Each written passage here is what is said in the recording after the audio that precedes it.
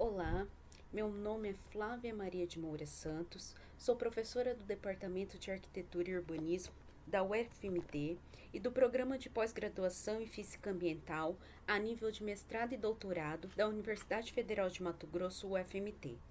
Essa palestra faz parte do primeiro simpósio brasileiro Território, Cidade e Arquitetura e tem como título Ambiente Urbano e os desafios na mitigação de ilhas de calor. A palestra está estruturada em 4 perguntas principais que precisamos respondê-las, né, para entender esse fenômeno de ilhas de calor, que é o conceito, causas, consequências e como evitar. Primeiramente, a gente começa definindo então o conceito, e aqui eu trago 3 conceitos principais com diferentes abordagens sobre ilhas de calor. O primeiro deles, as ilhas de calor são consideradas microclimas urbanos formados pela aglomeração de construções nas grandes cidades. Então, aqui a gente já deixa muito claro essa questão das construções em cidades e o quanto que isso vai estar impactando, né, no surgimento dessas ilhas de calor. Isso ocasiona a retenção de calor quando comparada com o ambiente de regiões periféricas, como em cidades menores e zonas rurais, por exemplo, né, onde a gente, né, percebe diferentes configurações e ocupação da cobertura do solo, né.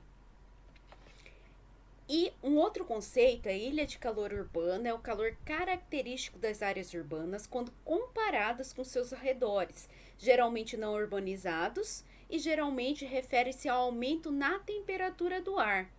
Mas isso pode ser igualmente referido ao calor relativo da superfície, ao calor superficial, ou de materiais subsuperficiais. Então, a relação de área urbana, quando a gente compara essa área urbanizada, construída, em relação a áreas não urbanizadas ou periféricas, né, que mantém ainda um padrão natural de configuração, de ocupação do solo, de cobertura do solo. Um terceiro conceito que a gente traz é a ilha de calor urbana é essencialmente definida pela diferença de temperatura entre a área central de uma área urbanizada e o ambiente rural ou zonas periféricas com baixa densidade de construções, como a gente já falou, né? Então tem essa comparação de área urbanizada com mudança, né, dessa configuração da terra, do solo, né, com construções, com a utilização de materiais impermeáveis, né, construtivos, comparados a áreas periféricas que mantêm essa configuração ainda mais natural, com pouca ocupação, com pouca mudança, né, nessa ocupação do solo, ainda com muita área de vegetação. Então, além da distinção simples urbano-rural ou centro-periferia, é caracterizada também pela diferença de uso e ocupação do solo, como a gente, né, como acabamos de dizer. Então, basicamente, nessa diferença de temperatura, né, de áreas urbanizadas para não urbanizadas ou menos urbanizadas ou zonas periféricas, né? E aqui a gente traz um quarto conceito, que segundo esses autores, Moreira e Calfício, 2009, o fenômeno da ilha de calor ele pode ser entendido, definido, né, como uma anomalia térmica. Então aqui aparece, né, aqui a questão da anomalia. Então algo que foge do normal, onde a temperatura da superfície do ar urbano é mais elevada do que áreas circunvizinhas. Então, a ilha de calor ela pode acontecer em diferentes escalas, tanto em localizações dentro da própria cidade, escala local, né? Então, dentro da própria cidade, a gente pode encontrar essas diferenças de um bairro para o outro, da área central para um bairro mais periférico, isso tudo dentro da própria cidade. Então, a gente configura, né, definir isso como uma escala local, quanto na diferença de temperatura entre uma área urbana e rural. Então, muda, né, essa escala, mas a determinação é a mesma, a diferença de temperatura, aqui nesse caso, numa escala regional, né, numa distância maior. Mas como que se forma, então, essa ilha de calor? E aqui a gente traz uma ilustração né, explicativa. Então, primeiramente, a partir da quando a gente tem a incidência da radiação, né, durante o dia. Então, de dia o sol esquenta o cimento, poderia ser qualquer outro material construtivo, né? Um pouco desse calor vai irradiar de volta para a atmosfera. Então, o cimento, o concreto, o asfalto, qualquer outro material, ele tem a sua propriedade térmica. Então, esse material ele vai absorver, vai refletir conforme a propriedade térmica que vai determinar isso, essas porcentagens, a transmitância, o albedo, entre outras, né? Então, parte dessa radiação, depois de toda a interação que acontece na atmosfera, essa radiação vai chegar até esse material. Dependendo dessa propriedade térmica, ele vai absorver parte dessa radiação, refletir outra parte, né? E vai acontecer a interação ali com o meio. Então, né, com uma terceira etapa, né, aqui conforme a ilustração nos coloca, a maior parte é absorvida pelo cimento, por conta da característica térmica desse material. Ele absorve muito calor e reflete pouco.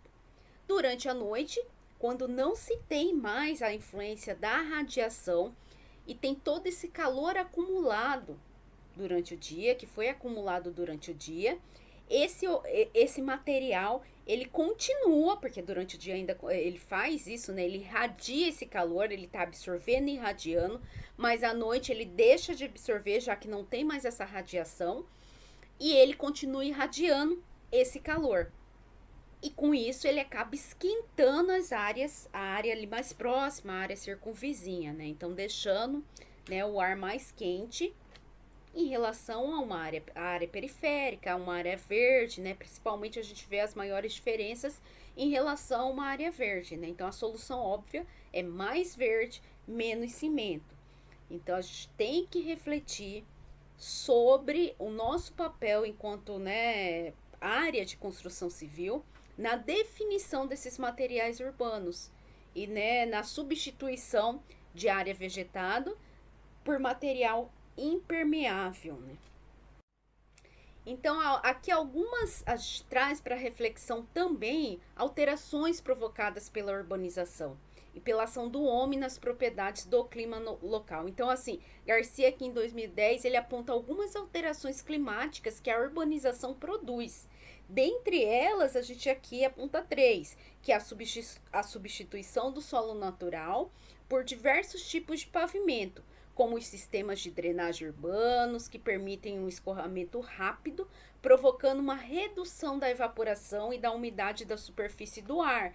Então, a gente está, né, tirando esse solo natural, que é permeável, né, que faz com que haja esse escoamento dessa água, e substituindo por materiais urbanos, né, com lógico, com sistemas de drenagem, mas que vai permitir esse escoamento rápido, e isso acaba interferindo nessa ambiência, né? Porque reduz a evaporação, né? A água ela não penetra nesse solo e escoa de forma muito rápida, né?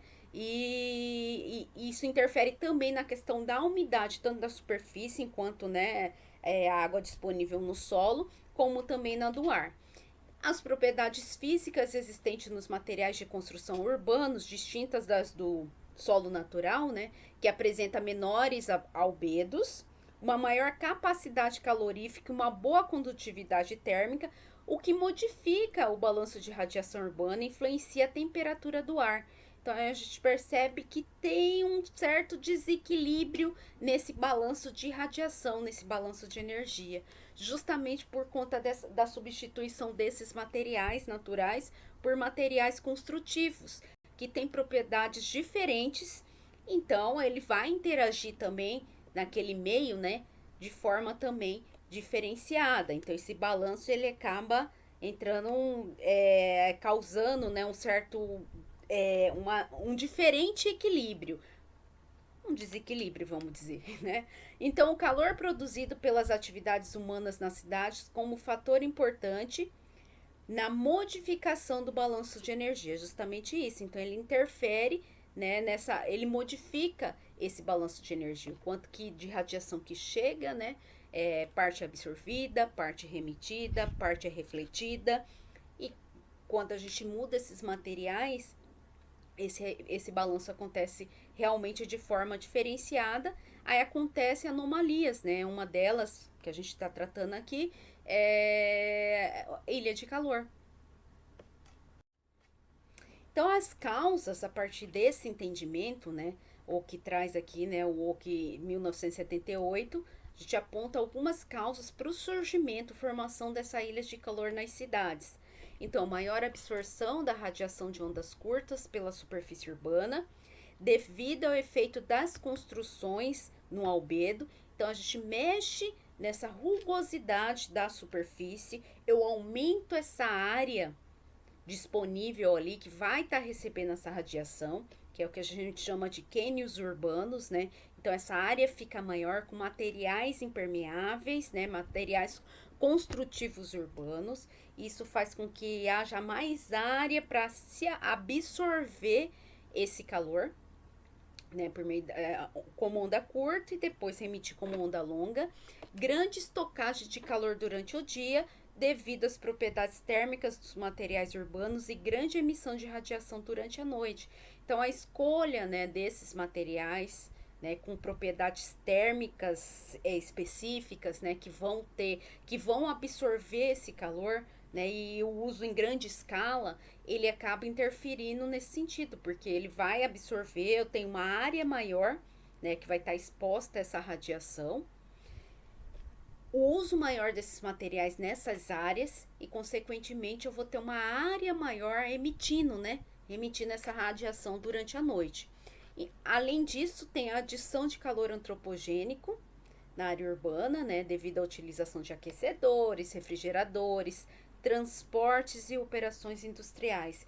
Então, além do material em si das construções, ainda tem outros meios, né, de adição desse calor por meio antropogênico, né, seja através dos transportes, tráfegos de veículos, né, com o uso, né, de combustíveis não fósseis, a questão industrial, né, a área industrial também emite muito calor antropogênico, além de outra utilização, né, de sistemas ativos, né, tanto como aquecedores e refrigeradores para aquecimento e para resfriamento.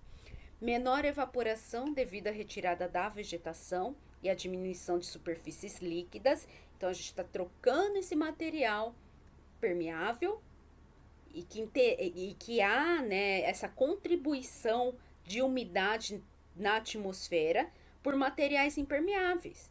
Então, isso vai diminuir o fluxo de calor latente ou evapotranspiração, já que a vegetação ela interage, tem todo o sistema fisiológico, né, retirando essa água do solo e colocando essa água no ambiente, né, por meio do processo da evapotranspiração.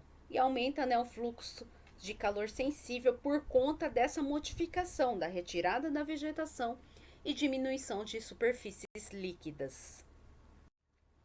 Então, assim, de forma bem sucinta para a gente tentar, né, deixar mais claro aqui as causas, né, da ilha de calor, na zona rural ou zona periférica mais vegetada, né, a gente tem uma menor absorção e retenção de calor por conta, né, desses materiais, do revestimento, né, da ocupação desse solo, da cobertura do solo, né? Enquanto que na zona urbana, né, acontece maior absorção e retenção de calor por conta, né, também dos materiais que são utilizados, que são característicos de área urbana, maior transpiração das plantas e evaporação de água do solo.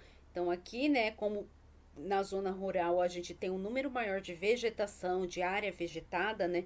Então a gente tem essa umidade maior também nessas áreas por conta da transpiração, da evapotranspiração, né, dos sistemas da vegetação.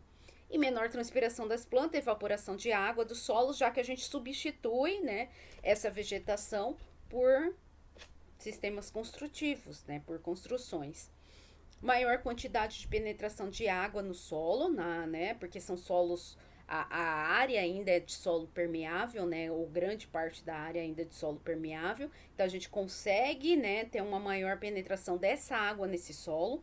E água no solo faz com que essa vegetação também, né, contribua no processo fisiológico dessa vegetação, que retira essa água do solo e transporta, né, vamos dizer assim, através do processo fisiológico para o meio. E menor quantidade de penetração de água do solo, porque aí a gente trocou, né, esse solo, essa cobertura do solo, por materiais impermeáveis. Ele escoa de forma muito rápida, não penetra e vai para o sistema, né, de drenagem.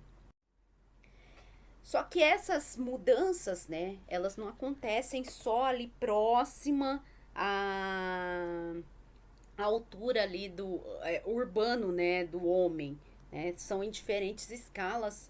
Nós percebemos essas modificações, né? Diferentes estudos comprovam isso, né?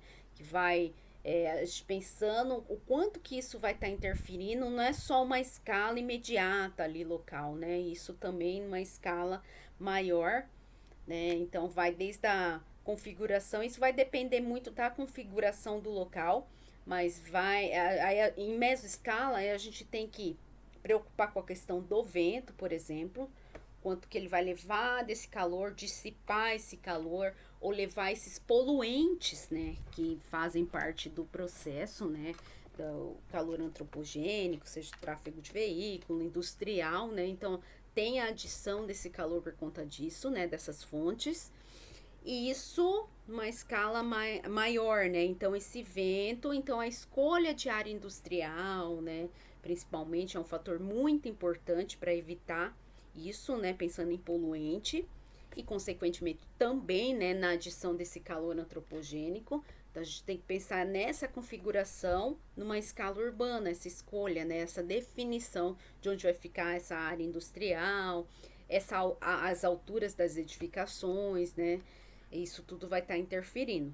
Em microescala, ali na escala mais próxima, né, ao pedestre, vamos dizer assim, a gente vê, né, também essa interação entre, entre as edificações, que passam, né, pela a escolha dos materiais, principalmente, a impermeabilização dessa superfície, que vai reduzir, né, a evapotranspiração.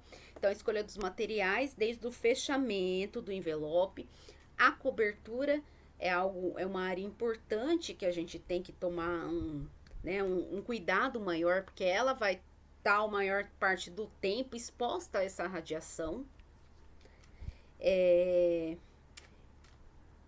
A distância entre esses prédios na formação então dessa rugosidade, o cânion urbano, né? Isso também vai estar interferindo, fazendo, né, funcionando como uma obstrução para essa radiação ou não, a adição, né, de calor antropogênico, né, e consequentemente poluentes e a inserção de verde, né? O quanto que a gente vai estar conseguindo inserir essa vegetação ali naquele meio, seja por meio de arborização urbana, né, ou parques urbanos, quanto que a gente vai estar conseguindo inserir isso.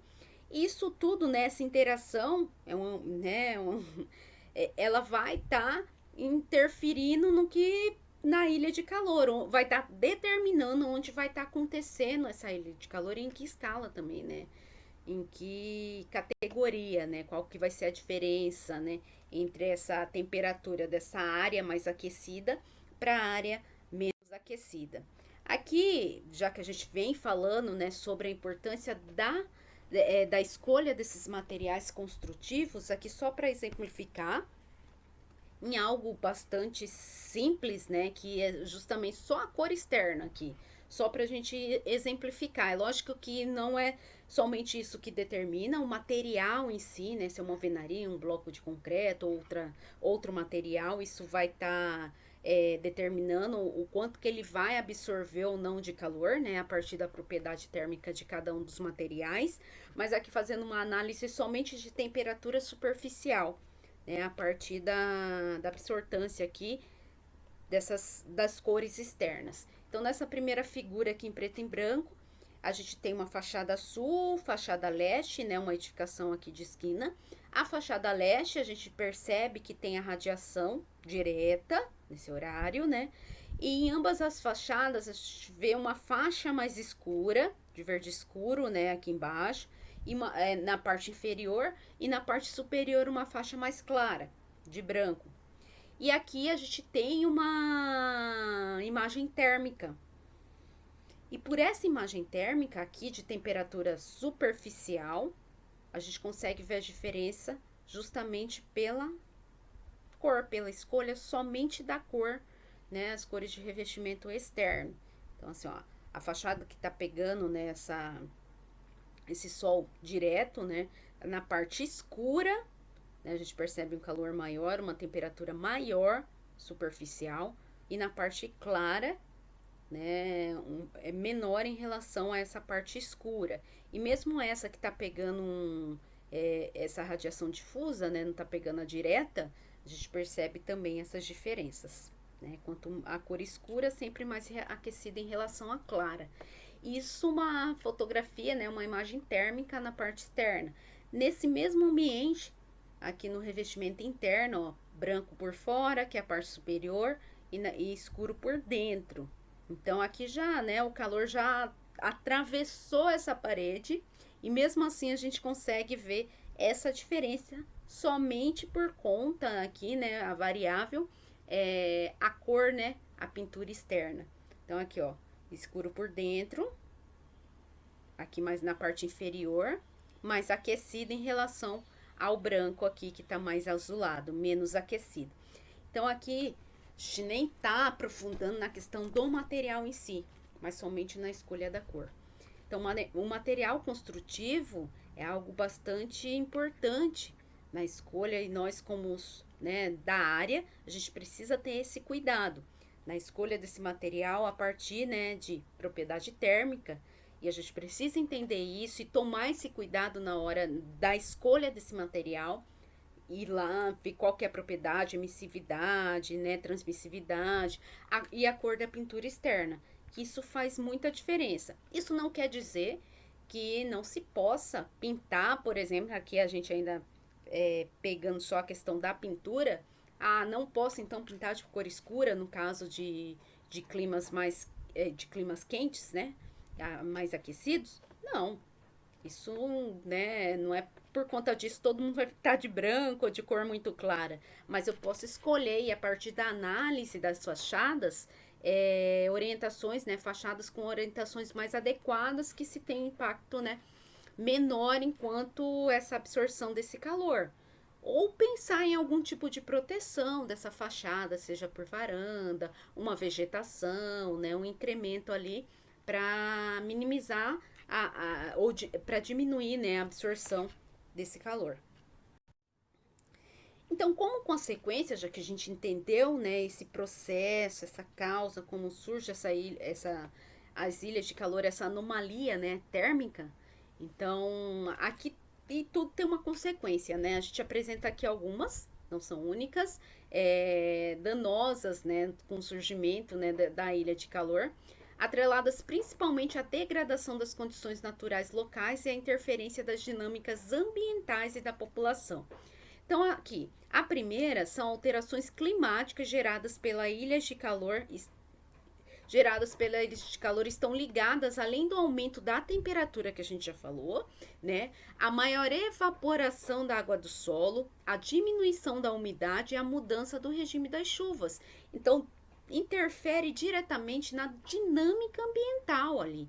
Então, vou estar mudando, né, vou estar modificando, melhor dizendo, a quantidade de água disponível no solo. Consequentemente, essa vegetação também vai disponibilizar menos água também para o ambiente, já que não tem disponível ali no solo.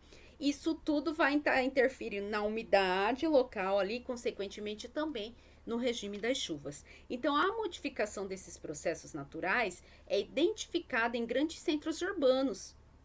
E aí a gente vê acontecer algumas, né, tragédias, como a recorrência de enchentes, que são acentuadas nas áreas mais urbanizadas por conta do aumento das precipitações e da crescente impermeabilização do solo. Então, o solo está todo impermeabilizado, essa água não tem por onde, né, penetrar, ela acaba, né, e são... Se o aumento, se for precipitações de grande volume, não dá tempo de acontecer esse escoamento, aí acontece, né, essas enchentes. Só para exemplificar um ponto, né? Eventos atmosféricos com destaque para resultados de processos antrópicos, como a ampliação da retenção de poluentes e acentuação do acúmulo de calor. Então, assim, a gente vê também que tem na atmosfera, né, um número maior de aerossóis que são poluentes ali, que vai tá interferindo nessa dinâmica ambiental e também na questão da saúde da população. Isso e fontes, né, desses poluentes a gente tem bastante na cidade, seja veículos, indústrias, né, e outros aparelhos, né, que vão estar emitindo, né, esses poluentes ali no meio ambiente. As consequências do surgimento da ilha de calor não ficam limitadas apenas a aspectos geográficos.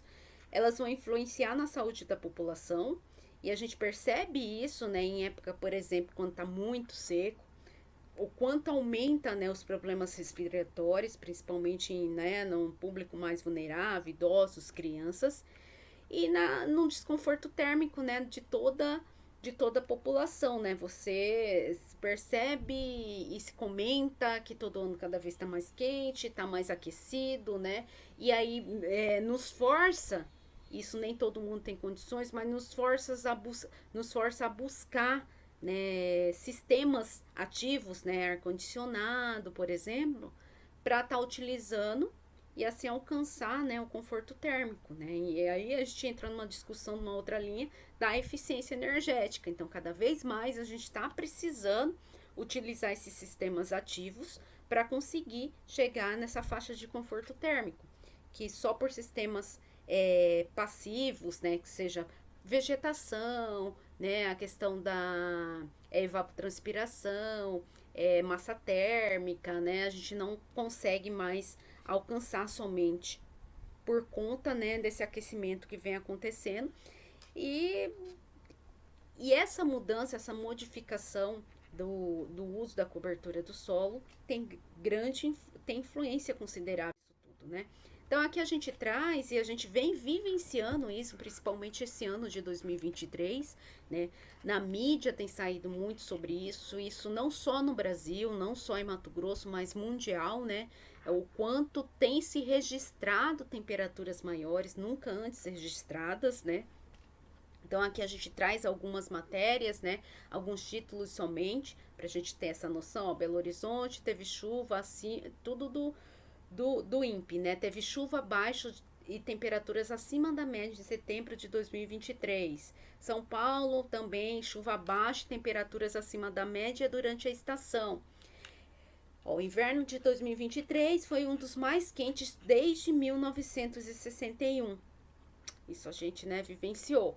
Onda de calor afeta grande parte do país nesta semana, ó, lá em setembro, né, com temperaturas registradas de até 42 graus em algumas localidades. Então, eventos extremos, chuva acima da média, temperaturas extremas e baixa umidade marcam agosto de 2023. Então, assim, não é um fator único. Eu falo assim, então quer dizer que a urbanização está causando isso? Não. Ela contribui. E uma contribuição bastante grande, né? Forte nisso tudo, né? É lógico que tem a questão natural, né? Tem os efeitos, né?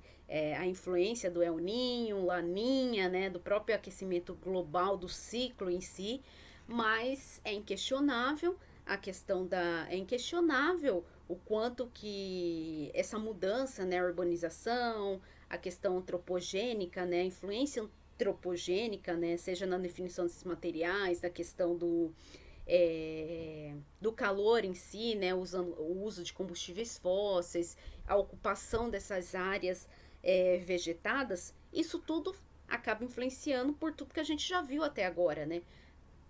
A escolha desses materiais, que eles vão interagir diferente de um material natural, né? Eu não posso comparar uma área de concreto para uma área vegetada.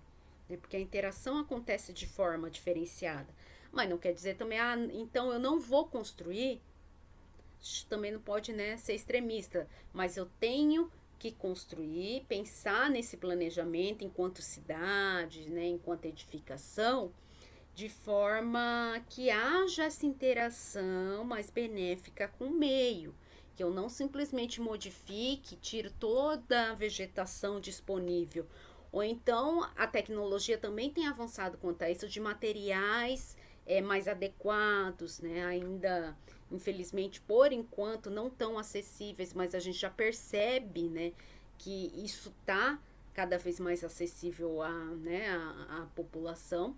E escolhas simples que vão de cores do revestimento externo, né, do uso da vegetação, da escolha do tipo de espécie que eu vou estar ali definindo para aquele lote, né, para aquela arborização urbana que eu vou usar naquela praça, né, que tipo, a espécie que eu vou estar escolhendo, né, isso interfere ali nesse clima, né, diminuição da emissão de poluentes vinculados sobretudo ao transporte individual e às indústrias. Então, a fonte, né, desse combustível, né, hoje a gente já tem, né, automóveis elétricos, né, o uso também desse transporte, né, quantas vezes por dia, a questão da indústria também, né, criação de áreas verdes nas cidades com arborização das ruas e construções de parques públicos, que é notório que a gente, né, consegue sentir isso. Qualquer quando a gente se aproxima de uma área urbanizada, principalmente parques públicos, né, com uma área muito grande, a gente percebe quanto, né, tem diferença na temperatura, né, de uma área bem urbanizada para um parque público. Né? Estabelecimento de políticas de planejamento urbano e de legislação de uso e ocupação do solo. Isso precisa realmente acontecer e de forma adequada, né? Isso passa também pela fiscalização, garantir, né, que essa ocupação do solo seja conforme determinado pela legislação e que essa legislação considere, né, a parte técnica, científica, né, para determinar essas porcentagens, seja de construção, né, de área permeável, a questão de arborização, espécies e tudo mais. Adoção de atitudes sustentáveis, como o uso de transporte público e instalação de telhados verdes nas residências. Então, o transporte público precisa funcionar, ele funcionando, né? Se funcionar, a tendência das pessoas não usar, pelo menos diminuir o uso do transporte individual. Então, eu diminuindo o uso do transporte individual, vou diminuir, né, esse número de carros e fonte, né, de poluentes ali. Além de instalação de telhados verdes, que é uma das propostas que surgiu nos últimos anos, né, porque a gente usa a vegetação além da massa térmica, né, já que a estrutura em si desses telhados aí precisa de terra, né, de pedra, isso, né, deixa ele bastante robusto e contribui para o calor, para o conforto, melhor dizendo, interno ali dessa edificação. Então, assim, como, né, evitar, o principal é o uso da vegetação, né? E a gente pensa e traz para reflexão a questão da arborização urbana. Então, a gente está no meio urbano, a gente, né, tem os materiais construtivos, mas a gente pode inserir, não somente substituir a questão da vegetação, né? Então, pensar nessa arborização urbana, é claro, dentro do que é possível, da garantia, né, de segurança, manutenção, mas isso passa da espécie, que tipo de espécie, né, que se vai perder folha em determinada época do ano ou não, né, o tamanho da copa, né, que ela vai estar possibilitando, né, o distanciamento entre uma espécie e outra, né. Então aqui, e a gente traz aqui para reflexão o benefício das árvores, né? Então ela diminui a temperatura ambiente, embelezam sua rua e sua casa, atuam como filtro natural, absorvem a água da chuva, reduzem a poluição sonora, absorve gás carbônico e libera oxigênio, né, pelo sistema dela fisiológico da evapotranspiração e preserva a biodiversidade no meio urbano. Então, aqui só coisa, né, benefícios, né, coisas boas no, na utilização, desculpa, da arborização urbana, né? A gente inserir nas áreas urbanizadas a vegetação. Como todo qualquer ser, né, vivo precisa dessa manutenção, mas tem muito mais benefícios, né, do que se pensar somente.